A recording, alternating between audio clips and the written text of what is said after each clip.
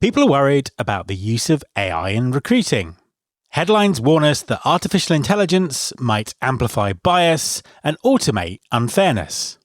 Regulators are scrambling to introduce legislation, and talent acquisition leaders are cautious about adopting these new tools. But is this fear causing us to miss the bigger picture? When implemented intentionally and responsibly, could AI become one of the most powerful tools we've ever had for reducing systemic bias and creating fairer hiring practices? Keep listening to find out. Support for this podcast comes from Workable. Workable is the all-in-one hiring platform that empowers companies of all sizes to attract, evaluate, and hire top talent effortlessly. Trusted by over 30,000 companies worldwide, Workable has facilitated over 1.5 million hires, streamlining recruitment with powerful automation and AI-driven insights. Hire smarter, faster, and with confidence. Learn more at workable.com. There's been more of scientific discovery, more of technical advancement and material progress in your lifetime and mine than in all the ages of history.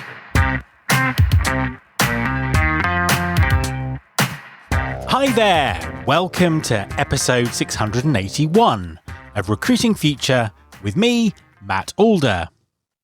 Recruiting processes often prioritise speed and familiarity over fairness and inclusion, and in so doing, reinforce existing biases. With AI becoming increasingly integrated into hiring, many worry that this technology will amplify bias even more. However, some recently published research suggests this assumption doesn't tell the whole story. My guest this week is Torin Ellis, an experienced recruiter, DEIB strategist, and high-profile advocate for fair and inclusive hiring. Torin recently published research in collaboration with Plum, specifically highlighting how organisations that use AI in an intentional way are seeing significant improvements in diversifying their candidate slates and expanding their talent pools. He believes that AI can create a more level playing field for all candidates if it's properly deployed. Torin also emphasises that the risks of AI-driven biases are real, and recruiters need to approach AI thoughtfully and responsibly. Hi, Torin, and welcome to the podcast. You know, I appreciate being here. Thank you ever so much. The year is moving extremely fast, but you found time to get my voice on. So, Matt, I thank you. An absolute pleasure to have you on the show. And you're right. I think we're 6 weeks into the year and it feels like about 8 months so far. Indeed. Yes, indeed. Absolutely. I'm going to start with a very specific question, which is, what is it that makes recruiting systemically biased? Wow, that's such a great question. And I want to give a concise response. But seeing as though I've been recruiting since 1993 for the four and a half years that I was in corporate America, I started an agency in 1998 and ran that from 98 to 2010. And then I went and started doing consulting with recruiting teams around diversity, pipelines, and representation. And so I think in the 20 seconds that I've been talking, I think the thing that makes it challenging for so many is comfort.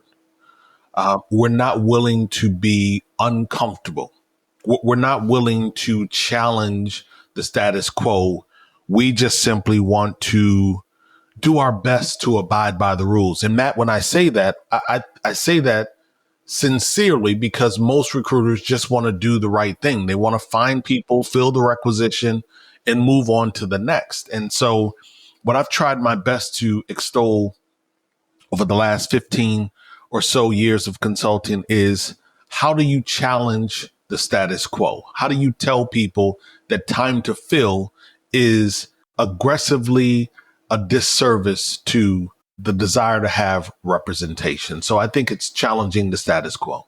Absolutely. I mean, I think that makes kind of perfect sense. And it's really interesting because the assumption's always been over the last few years that as AI's kind of come onto the scene and got more sophisticated and it's kind of being used deeper and deeper into the recruiting process, there's a real assumption that increases bias or is going to increase bias or it has the risk of increasing bias, not reducing it. And you recently published a fantastic bit of research, really interesting report. Do employers believe this? Do they think that AI is inherently biased? What's the kind of the feedback you've got from asking that question? So it's an umbrella question, and I'm not mincing words with you, but when we say employees, then that's the collective, and I don't believe that the collective is represented in one question or one response. I believe that there are employees that do have reservation. They are reticent around the introduction, the presence of artificial intelligence in their organization or as it applies to them in their journey. But I also believe that there is a set of employees that are aggressively curious and they are exploring, how do I leverage this technology? How do I make it so that not only am I more efficient, but that I remain a valuable contributor to the organization? So no matter what the scheme looks like in terms of employee composition, contingent, full-time, agile, compartmentalized, project-based, I find that I will have a space here. And then I believe that there's a third contingent. And that third group of individuals are going to wake up one day and they're going to ask themselves, what in the world has just happened? They're not reticent. They're not curious. They're just simply working through the motions right now. And they are going to wake up and the train is going to have hit them. And one of the things that I say to people on stages now when I'm speaking is I don't believe that human resources is doing a good enough job around protecting the employee. Here's the reason why. Do I have time to respond, extol? Of course, always, yeah.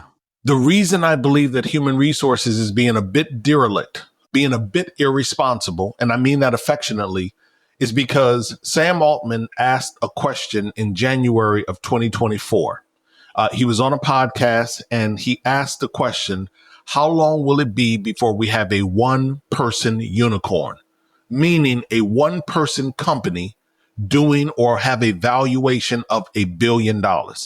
A one-person company with a valuation of $1 billion. Now, you got to know, Matt, if they are asking the question, then they are aggressively working towards the answer. And that is going to prompt every other leader, Fortune 1000, Fortune 1500. It doesn't matter. Every other CEO is going to ask themselves, then if we can have one person doing $1 billion, then why do I have 200,000?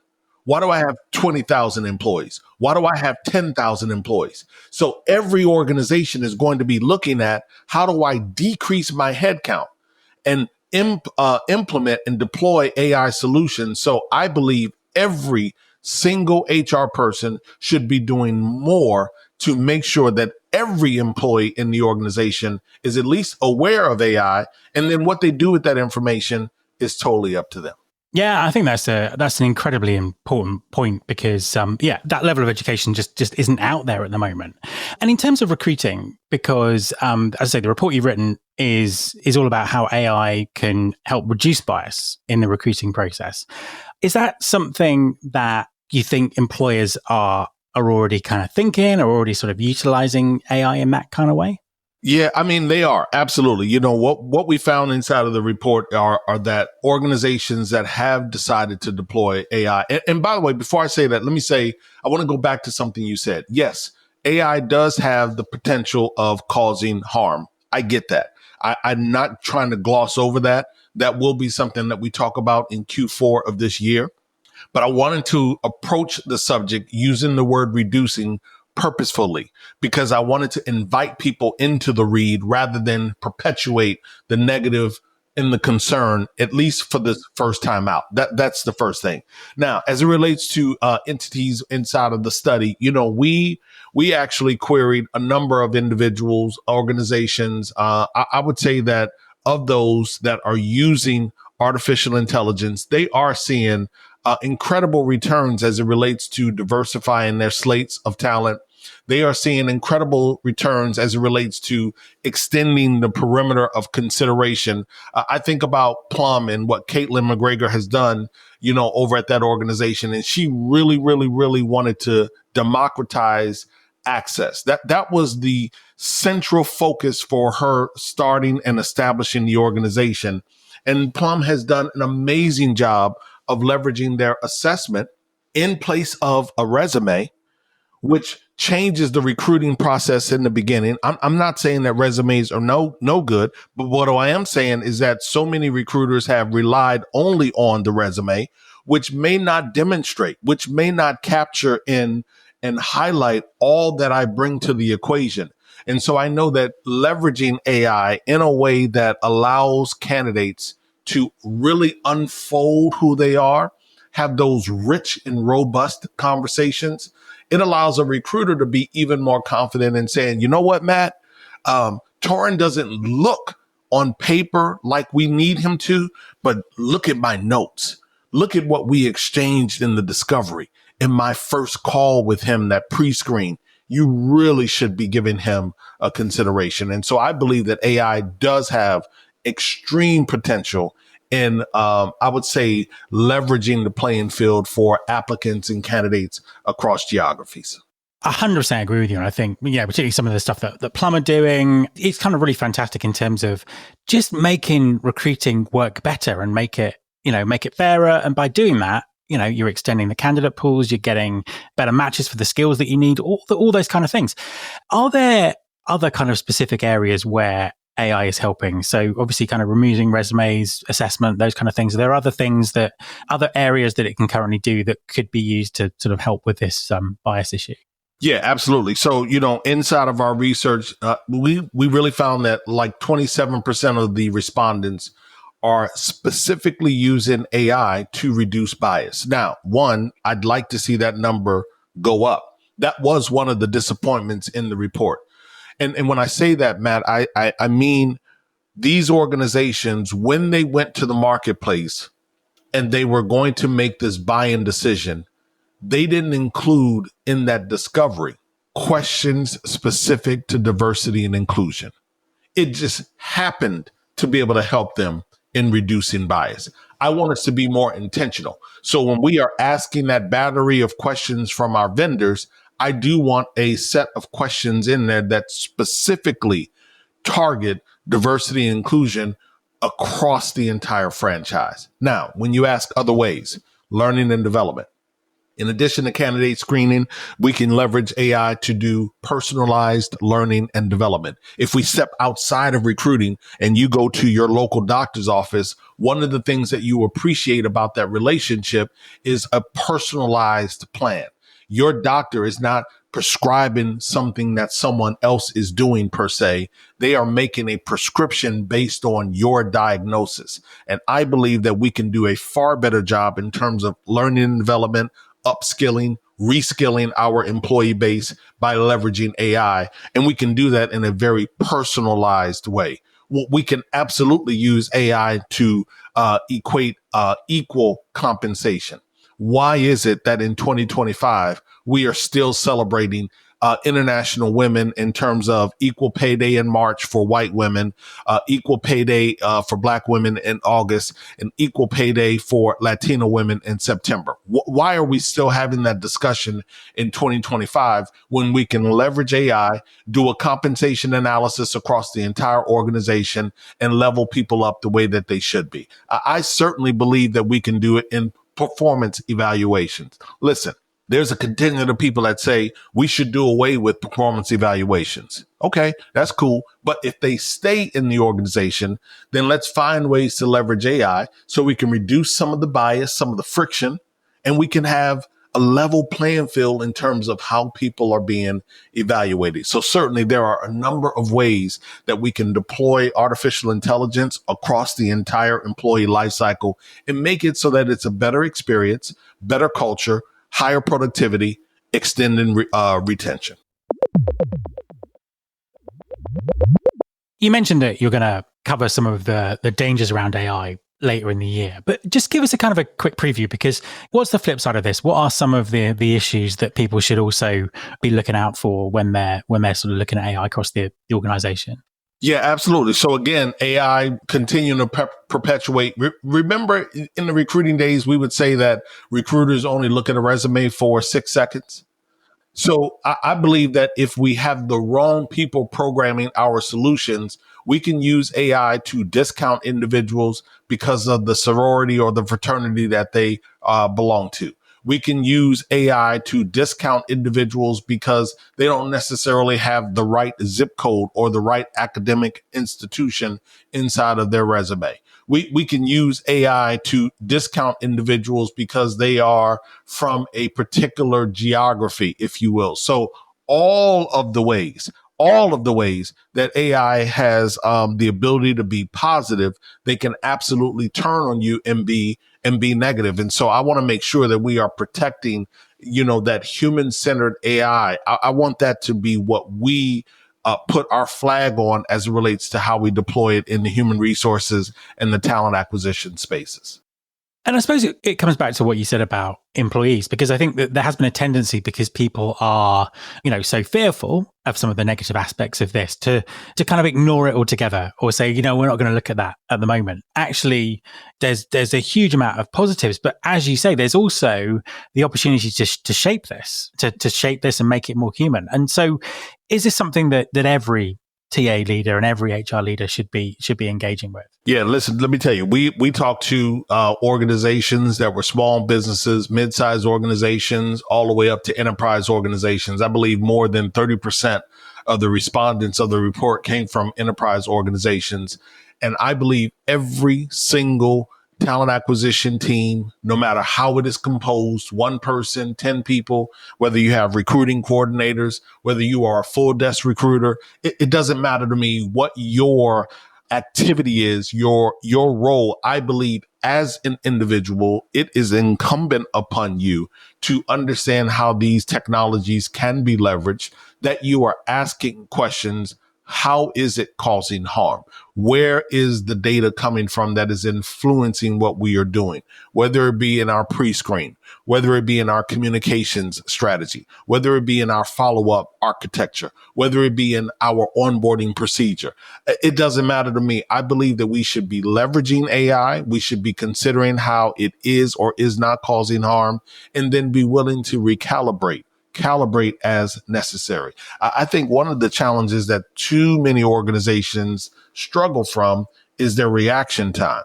You see that things are not operating or unfolding the way that you had predicted, but we wait a bit too long to react. I know I've been guilty. I've been guilty in my entrepreneurial days of not responding quick enough, and I'm agile.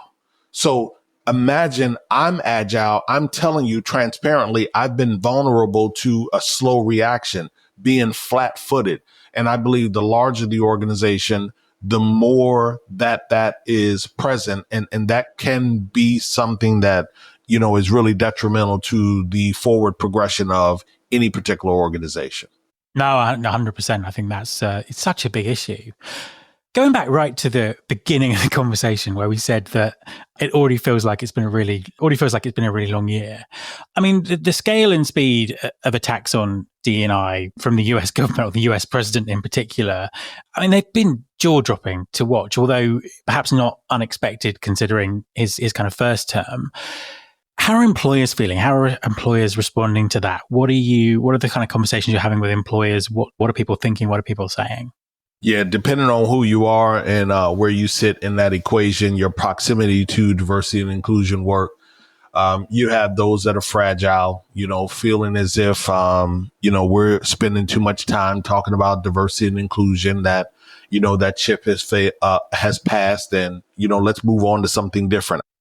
It's challenged right now, but I believe humanity will win. I believe there are more people that want positive human experience, cultures that are supportive, leaders that are supportive, inspiring, and resourceful. I believe that there are more people that want belonging and equity than not. And so D&I will always be present.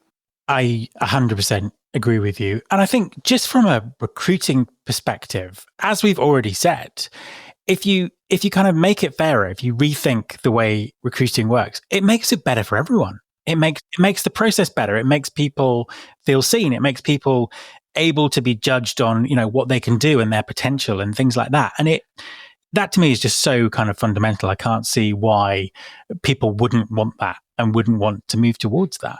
And what I want, is for people to not be, disingenuous. What I want is for people to not take a position that is demeaning to other individuals. When you say, I want MEI, meritocracy, excellence, and intelligence, and I don't want DEI, that is very dismissive. That is degrading. That is demoralizing for some individuals that come from marginalized and underrepresented audiences and communities. You don't need that type of language to suggest. And so here's what I say to people. I often say it, and I don't care how it makes people feel. I ask a very direct question.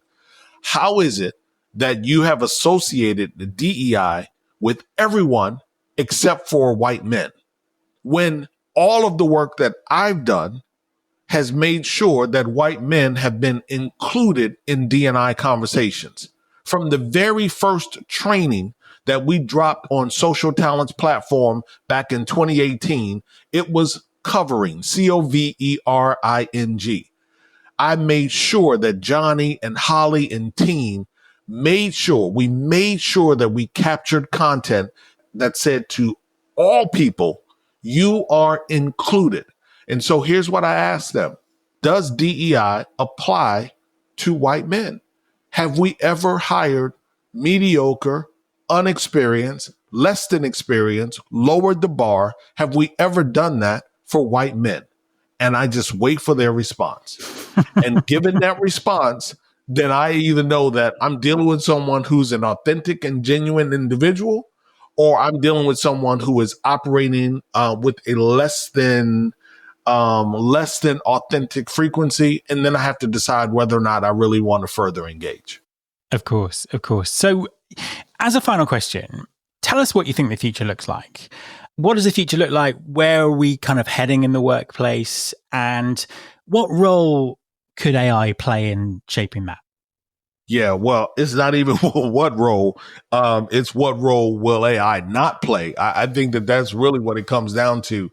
You got folks that are hard at work, Matt, trying to develop solutions and doing everything that they can to add efficiency and shortcut and nuance to the way that we work. Listen, my honest answer is I don't know exactly what the future will hold. 5 years ago, people were talking about the future of work. When COVID set in, it changed everything in a 45-day period. I don't want to be one of those individuals trying to predict what the future will look like, but I am, as I said earlier in the conversation, I am concerned with the amount of people that potentially will be displaced through the presence of artificial intelligence. I can't underscore that enough.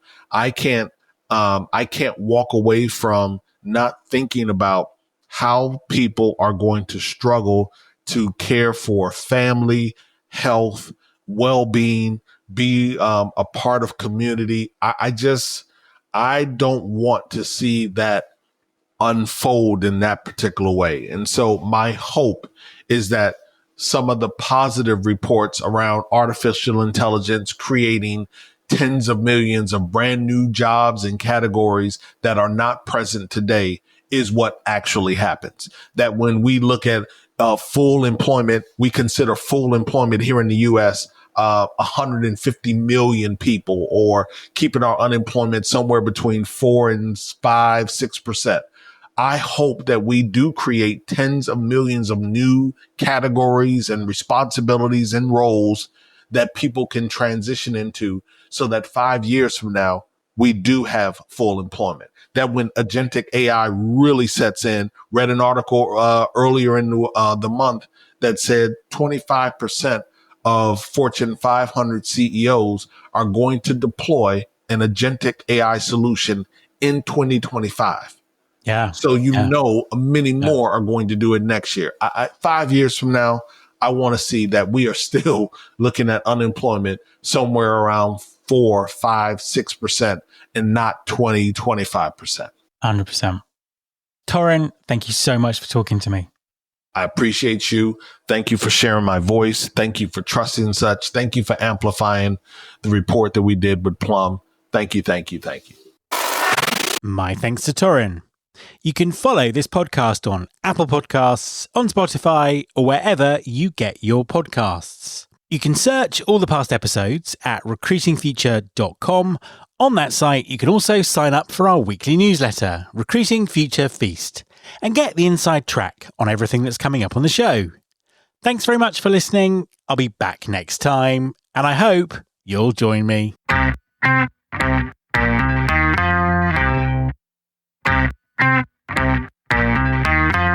This is my show.